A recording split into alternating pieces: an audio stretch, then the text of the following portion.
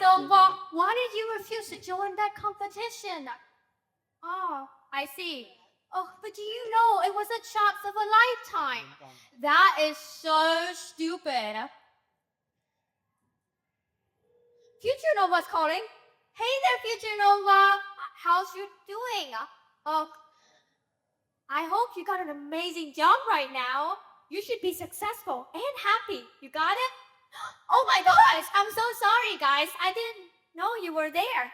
I was busy giving advice to my past and future self. The thing is, I got a superpower. I can travel through time. Sounds crazy, right? But something crazier is that everyone in this room have the same power. You might think, me? No, I won't time travel. My body is right here. Well, yes, your body might be here, but your mind isn't. 47% of the time, your mind is trapping somewhere else. It is replaying something that happened in the past or rehearsing something that already happened. And while your mind is busy trapping, it misses the only place that life is actually happening. Right here, in the present. And so I wondered, how much of life do we miss? I think about this question for a long time. And I start noticing a pattern inside myself. There's a loop that keeps pulling me again and again from the present moment. I would like to call it the loop of change. It goes like this. When we get something good, a grade, a friendship, or a moment of pleasantness, we feel happy, but then immediately we start to hold onto it, wanting to live that pleasant moment forever. But then we lose it because everything changes. The grades drop, the moment passes, and the friendship falls apart. So we do the only thing we know how to do. We chase. We start reaching for the next thing that will make us feel happy. Get, hold, lose, chase. Get, hold, lose, chase. But I start to realize that I was spending most of my time on two steps. Hold and chase. Holding on to what I have or chasing what I don't. And I barely spend any moments truly being here with something I have or just simply acknowledging that they've already changed. And that is where we miss most of our life. To show you what I mean, let me tell you a story. Are you ready? Are you ready again? Yeah. Wow, so many energy. Okay, so let the story begin. When I was in grade 6, I was one of the best students in math. I was a student that the teacher never had to worry about. And I was proud of that. Math was my thing. That is who I was. That was GET. It felt amazing. At first, because immediately I started to hold onto it. I needed to keep this. I need to stay the perfect math student. That grade 7 came for homeworks and projects and even less time. One day, I got my midterm result, 5 out of 10. That was a lose. But it didn't feel like losing a grade. It felt like losing me. I went from I'm great at math to what happened to me? That number changed how I saw myself. So I did what the loop makes us do. I went to chase. I started imagining a better version of me getting a 9. And everyone says, Nova, you're amazing. Oh my gosh, you're so good. But the more I imagine, the worse it felt. Because now I'm comparing where I am to where I wanted to be. And that hurt more than 5 ever did. That's when I saw it clearly. The loop never stopped because life never stops changing.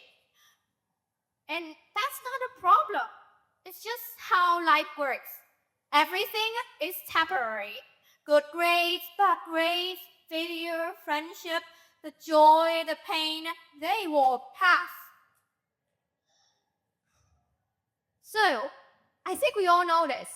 But the question is, if change is the nature of life, then why do we find it so hard?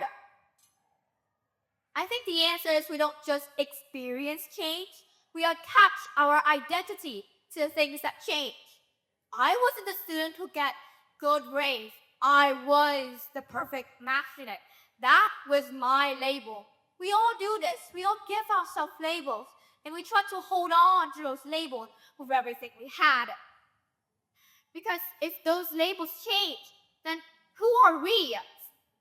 And that is the moment where hold and shift feel so exhausting.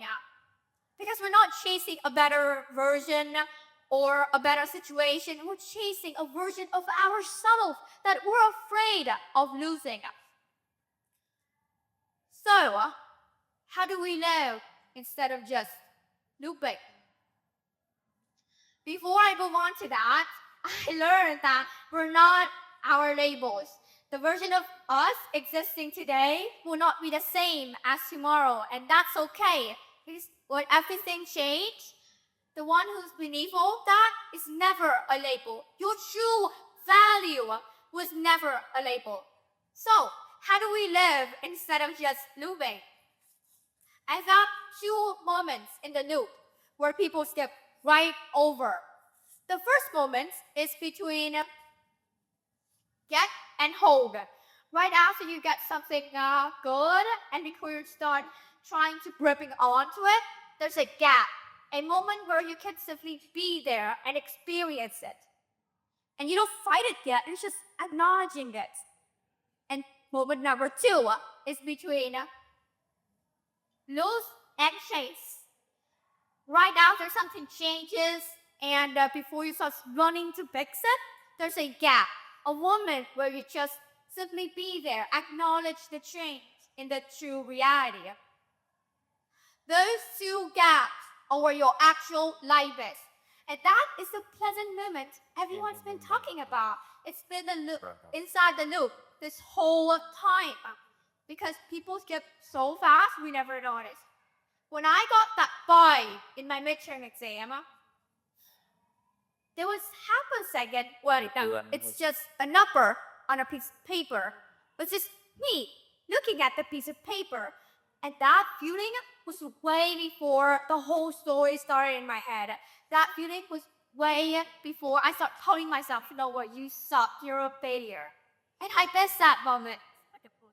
And when I started to improve my grades, when I got a dime, there was another moment when it's just a feeling, I just felt it. It was pure relief.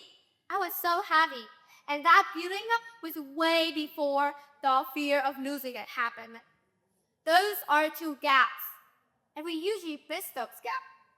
So my practice now is to try to catch those gaps.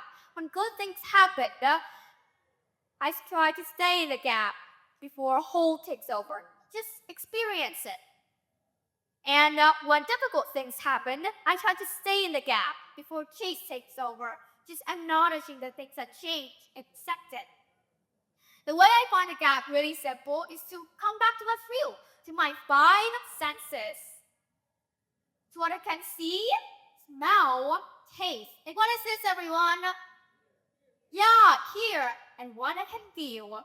Because our senses don't loop. Our eyes don't hold on to what they saw yesterday. Our ears don't chase a sound it hasn't heard yet. My senses are in the gap this whole time. So, let's try it together, shall we? Let's close our eyes. Let's take a deep breath. Is your mind here, or is it throbbing? If it's throbbing, hey, pull it back. Are you smelling anything in this room? Yeah. Is there any sound? What do you feel under your feet? How's your chair? Is it comfy? Now slowly open your eyes. What do you see? Yeah, right now in this moment, you won't successful or falling behind. You're not enough or not enough. You're just right here in the present. And that is the gap. And it's available to you every moment the loop starts. In a world that change faster every day, the one who learns to separate who they are, what happens to them, and learn to catch the gap is the one who gets to experience it instead of miss their life. So my challenge to you is next time when life starts changing, whether it's good or bad, don't skip it. Because everything is temporary. Don't miss out your life. Don't miss out your value. Stay there in the moment. That is where your life begins. Don't miss it. Thank you, ladies and gentlemen.